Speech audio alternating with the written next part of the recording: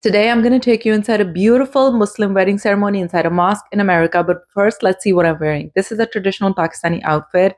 I'm right now showing you the top part of it, which is a long tunic. I love the gold sequence and how it's making the outfit sparkle. Intricate embroidery is done by talented craftsmen, and that can take hundreds of hours for just one outfit, and no two designs are alike. And here is the two-legged skirt that I'll be wearing underneath it. It's called the sharara. It is made out of a crinkle fabric. As you can see, it's so lightweight. Personally, I like my outfits to look fancy but really lightweight, so they're comfortable for me to wear and I can really enjoy the event. Today is the second day of the 3-day wedding. I've already posted the Mehndi vlog. If you haven't watched it yet, the link is down below. Click on it and go ahead and enjoy it.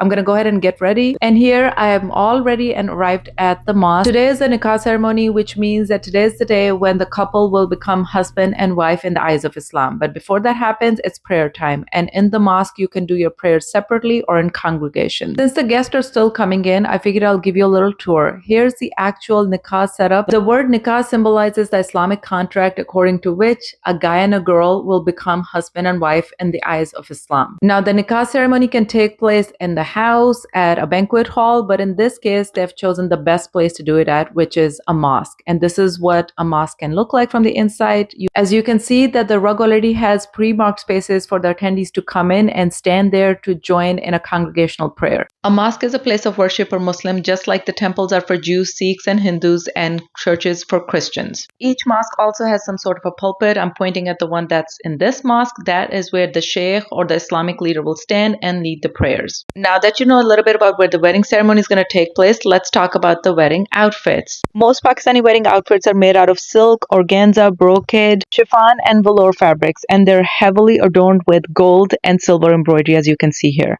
The designs and the craftsmanship of these outfits is on another level. Even the youngest guest of the wedding was wearing a custom-made velvet and brocade outfit in gold and purple. The traditional wedding outfits for men can look something like this, very classy, subdued color with a hint of embroidery. And this is what a groom traditionally wears on his wedding day. It's called a sherwani. It's very classy with beautiful embroidery on it, and most grooms like to wear neutral colors like beige, cream, white, black, and navy. Now we were being instructed to take a seat because the bride was going to make her entrance. The bride can choose any color she wants for her wedding day, but red is still considered the most desired and cultural bridal outfit color for the wedding day. And with all the embroidery, it can easily weigh up to 30 pounds. Now the bride is going to sit down so we can start the wedding ceremony.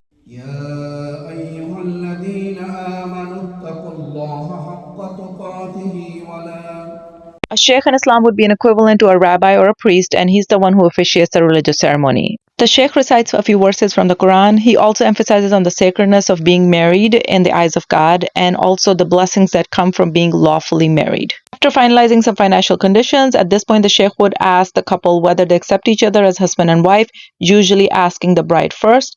And once the couple says, "I do," now they are legally married Islamically in the eyes of God.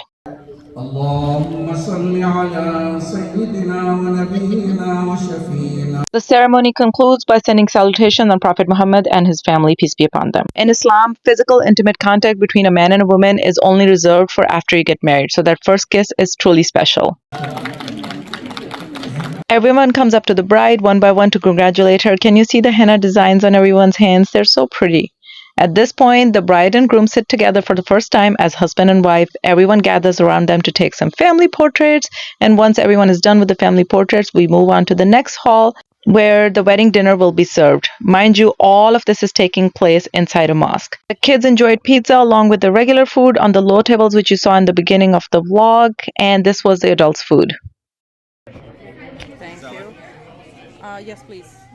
On one side. Thank you. A little bit more. Yes, and I'll do the sauce. Today's menu is Turkish and Indian food. So there's a samosa right there you can see, and then we have Turkish Adana kebab and kofta kebab. They're lamb and beef. Then we have a mixed salad, 2 different kinds of rice, and Turkish cacık sauce, which is the yogurt cucumber sauce. The Turkish food was delicious, but the desserts were even more special. Apparently, these baklava trays came to East Coast from the most famous baklava shop in Michigan, and they were really, really delicious. There was a Shadi Mubarak cake, which means happy wedding, traditional Indian mithai desserts, and very special wedding favors. My favorite dessert at a wedding is always the kheer, which is a traditional rice pudding. Can you tell how thick and creamy it is? It was traditionally prepared with rice, milk, saffron, and cardamom. I took a little bit of cake and a few pieces of the famous Michigan baklava. For wedding favors, they handed out the zamzam and dates. Zamzam is the holy water that comes from Mecca and Medina, and the dates were also from the same holy places. The wedding was concluded with the night prayers.